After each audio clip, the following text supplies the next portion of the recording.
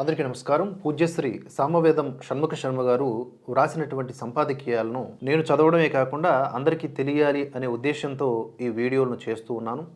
అందులో భాగంగా ఇవాల్టి వీడియో శీర్షిక ఒకే ఆధారం ఒకే సంస్కృతి. భారతీయ సనాతన సంస్కృతి అంతా కూడా వివిధ విధాలుగా విస్తరిల్లింది.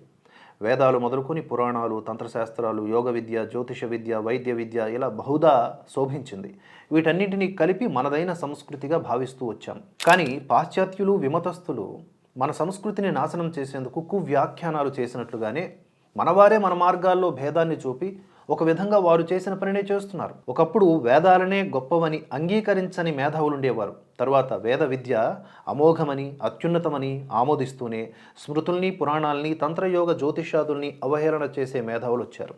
వీరి వల్ల కూడా మనకు చాలా ప్రమాదం ఉంది. పురాణాదులన్నీ కూడా వేదాలని గౌరవించాయి. వేదాలే తమకు మూలాధారమని ప్రస్ఫుటంగా చెప్పుకున్నాయి. అందుకే ఇవన్నీ కలిపి వైదిక మతం అని చాటుకుంటూ ఉన్నాం. మూలం ఎలా ఉందో వృక్షమంతా అలాగే ఉండదు. కొమ్మలు, రెమ్మలు, పువ్వులు, ఫలాలు ఇలా అన్నీ కూడా విభిన్నంగా ఉంటాయి.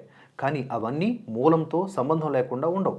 మూల సంబంధం లేని నాడు వాటికే ఉనికి లేదు. అయితే మూలం ఎలా కనిపిస్తుందో వృక్షమంతా అలా కనిపించడం లేదని, మూలం వేరు వృక్షం వేరు అని అనలేం కదా. పునాది, భవనం ఒకేలా ఉండవు. అలాగని పునాది లేని భవంతిని ఊహించగలమా? లెక్క కందని కాలం నుండి వస్తున్న ఒక విస్తార సంస్కృతిలో విజ్ఞానము విస్తృతిగానే ఉంటుంది. విస్తృతి ఉన్న చోట అయోమయము, సందిగ్ధము సహజమే. అలాంటి సందర్భాలు వచ్చినప్పుడు నిదానము, సంయమనము పాటించి పరిశీలించాలి. తంత్ర విద్యలలో క్షుద్రాచారాలతో, హింసా ప్రధానమైన విధానాలతో ఉన్న సంప్రదాయాలను శిష్టులు ఏనాడో నిరసించారు. వైదిక దృష్టికి సమన్వయింపబడినటువంటి శ్రీవిద్యాది దశ మహావిద్యలు, ఇతర ఉపాసనాపరమైన తంత్రాలను సముద్ధరించారు. వీటి ఔన్నత్యాన్ని కాదనగలమా? శాక్తేయం వేదాలలో వికసించినదే కదా. ప్రపంచవ్యాప్తంగా ఎందరో విజ్ఞాన శాస్త్రవేత్తలు మన తంత్ర మంత్ర విద్యలలోని యంత్ర పరిజ్ఞానం, శబ్దశక్తి రహస్యాలను చూసి ఆశ్చర్యపడి అనేక పరిశోధనలు చేసి వీటి అమోఘ శక్తిని కొనియాడుతున్నారు. Doctor John Woodroffe, doctor David Frawley, Francis Gautier వంటి విదేశీ మేధావులు వాటిపై అనేక గ్రంథాలు రచించారు. ఈ తంత్రానికి యోగ విద్య, వైద్య విద్యతో ఉన్నటువంటి అనుబంధం బలీయమైనది. ఇవి వేదాల్లో చెప్పబడలేదని మనం తీసిపారేస్తే ఎంత గొప్ప సంపదను కోల్పోతాం.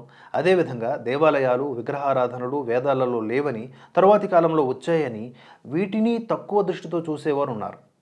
కానీ దేవాలయ విగ్రహారాధన విధానము ఎంత లోతైనదో పరిశీలిస్తే ఆశ్చర్యచకితులమవుతాం.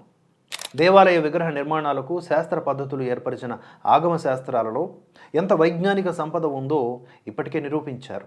ఏ శిల లేదా లోహముతో ఏ శక్తి దాగి ఉందో, ఏ యంత్ర నిర్మాణంలో ఏ దేవతాకృతిని నిర్మించాలో, ఏ మంత్రముతో ఆవాహన జరపాలో, ఏ ఉపాసనతో విగ్రహాన్ని మలచాలో చెప్పిన శాస్త్రాలను, ఆ ప్రకారం ఏర్పడ్డ దేవతాయతనాల వల్ల కలుగుతున్న సత్ఫలితాలు, ప్రత్యక్ష నిదర్శనాలు ఇవన్నీ చూస్తూ ఉన్నాం కదా. వాటిని కాదనగలమా? ఇవన్నీ ఆత్మావిష్కరణకు మార్గాలేనని గ్రహించాలి. పైగా దేవాలయ దేవతారాధనలలో వేదమంత్రాలనే వినియోగిస్తూ ఉన్నారు. మరోవైపు అసమగ్ర పరిశీలనతో ఏర్పరచుకున్న చారిత్రక దృక్పథాల కొలబద్దలు ప్రమాదం తెస్తున్నాయి. 4 వేదాలను స్వరూపంగా ఒప్పుకుంటూనే పురాణాదులను కాదనే వారు ఒకవైపు ఉంటే, అరకొర చూపుల చారిత్రక లోచనల వారు ఋగ్వేద కాలం, అథర్వణ వేద కాలం అంటూ వేదాల మధ్య దూరాన్ని తెచ్చి విభేద దృష్టిని ఏర్పరుస్తూ ఉన్నారు. ఇవి వేదాల్లో లేవు అని సనాతన విద్యలను నిరసించడానికి మనకు లభ్యమవుతున్నటువంటి శ్రీ వేదరాశి ఎంత, లుప్తమైనది ఎంత. వేదాలే మూలమని చెప్తున్న సనాతన విద్యలలో లుప్తమైన వేద విషయాలు కూడా ప్రస్తావించి ఉండవచ్చు కదా. ఆగమ లేదా తంత్రశాస్త్రాలని, నిగమ లేదా వేదాలని సమన్వయిస్తూ పురాణాలు ఎంతో విజ్ఞానాన్నిచ్చాయి. భక్తి, జ్ఞాన, కర్మ మార్గాల సమన్వయం, యోగ, జ్యోతిష, తత్వశాస్త్రాల మర్మాలు సులభ శైలిలో పురాణాలు అందిస్తున్నాయి. ఒకవైపు అత్యద్భుత చారిత్రక రహస్యాలు పురాణాల్లో ఉన్నాయి. పురాణం సామాన్య ప్రజా విద్య. మన పండుగలు, ఆచారాలు, దేవతారాధనలు అన్నీ కూడా పురాణ ఆధారాలే. వాటికి వైదిక సంస్కారమే ఆలంబన. ఇతిహాస పురాణాభ్యాం వేదం సముపబృంహయేత్ బిభేత్యల్ప శృతాత్ వేదో మామయం ప్రహరిష్యతి అని మహాభారతం చెప్తోంది. ఇతిహాస పురాణాల ద్వారా వేద విజ్ఞానమే విస్తృతపరచబడింది. అది తెలియకుండా మిడిమిడి జ్ఞానముతో వేదానికి అర్థం చెప్పబోతే ఇతడు నా హృదయాన్ని దెబ్బతీస్తాడు అని వేదమాత భయపడుతుంది. పురాణాల్లో అనేక సంకేతాలు, ప్రతీకలు ఉన్నాయి. ఎన్నో ధార్మిక బోధనలు ఉన్నాయి. అనంతకాలంలో కొన్ని ప్రక్షిప్తాలు చేరలేదని అనలేం కానీ వివేచన దృష్టితో వాటిని పరిశీలించవచ్చు. అంతేకాని అద్భుతమైన పురాణ విద్యను తీసేసిన, దేవాలయ సంస్కృతిని నిరసించిన మనదంటూ ఏమీ మిగలదు. ఆదిశంకరులు, రామకృష్ణ పరమహంస, వివేకానంద వంటి మహాత్ములు కూడా ఈ సనాతన మార్గాలన్నింటినీ వైదిక భావపరంగానే సమన్వయించారు. శృతి స్మృతి పురాణానాం ఆలయం అని ఆదిశంకరులను నమస్కరిస్తాం. అహం బ్రహ్మాస్మి లాంటి వేదాంత వాక్యాలను అనుష్ఠానపరిచిన ఆ అపర శంకరులు విగ్రహారాధన, దేవతార్చన వంటి వాటిని సుప్రతిష్ఠితం చేశారు. అలాగే వివేకానందాదులు మన విగ్రహారాధన, సదాచారాదులను సమర్థించారు. వాటిని ఏ విధంగా సమన్వయించాలో విశదపరిచారు. సాంగోపాంగ వేదాధ్యయనం అంటే షడంగాలు, శిక్ష, వ్యాకరణ, ఛంద, నిరుక్త, జ్యోతిష, కల్పాలు. అలాగే ఉపాంగాలు అంటే ఏంటి? పురాణాలు, న్యాయ, మీమాంసాదులు.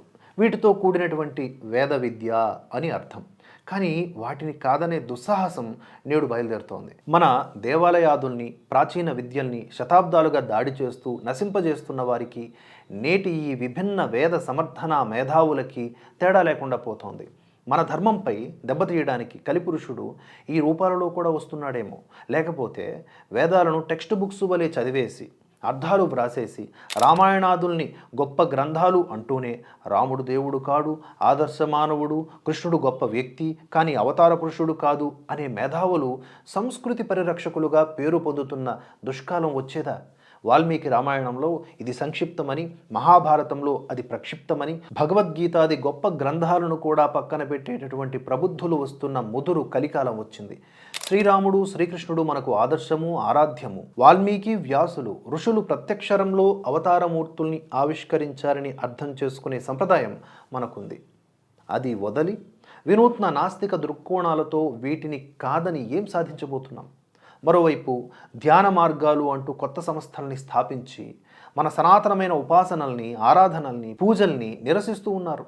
ఇంకొక కొత్త వాదన కూడా వినిపిస్తూ ఉన్నారు. భక్తి సిద్ధాంతం వేదాలలో లేదు, తరువాతి కాలంలో వచ్చింది అని. దీనివల్ల మన ధర్మానికి ఎంత ప్రమాదమో వారు ఊహించడం లేదు. వేదాలలో దేవతలు ఉన్నారు, వారిని స్తుతించడం ఉంది, పరమేశ్వరుణ్ణి ప్రార్థించడం ఉంది. ఇవి భక్తి లేకుండా చేస్తారా? ఈ కనీసపు పరిజ్ఞానం లేకపోతే ఎలా? ఆ వేద భక్తి భక్తి మార్గంగా పరిఢవిల్లింది. తాత్విక చింతన, భక్తి, యోగ సాధన, ఉపాసన ఇవన్నీ వేద మార్గాలే. అన్నిటికీ మూలం వేదమే. వేదో అఖిల ధర్మ మూలం. మన ఆచార వ్యవహారములన్నీ వేదం మూలకమైనవే. మూలము నుండి పెరిగిన మహావృక్ష సంపదే భారతీయ విస్తృత విజ్ఞానం. వీటికి పరస్పర వైరుధ్యం లేదు. వేదాలను ఒప్పుకుంటూనే విగ్రహారాధనాదుల్ని కాదనే కొన్ని వర్గాలు శతాబ్దాల క్రిందటే ఆవిర్భవించాయి. కానీ వాటి ప్రభావం ప్రజాబాహుళ్యంపై ఎంతవరకు ఉందో గమనించాలి. ఎందుకంటే మహర్షుల తపోబలంతో ఏర్పరిచినటువంటి సమగ్ర సంస్కృతిని భిన్న భిన్నంగా చూసే వారి సిద్ధాంతాలకు మనుగడ ఉండదు. కానీ ఆ సిద్ధాంతాల వల్ల సామాన్య మానవుని మెదడు అయోమయంలో పడకూడదనే ఈ సమన్వయ భావన సూచన.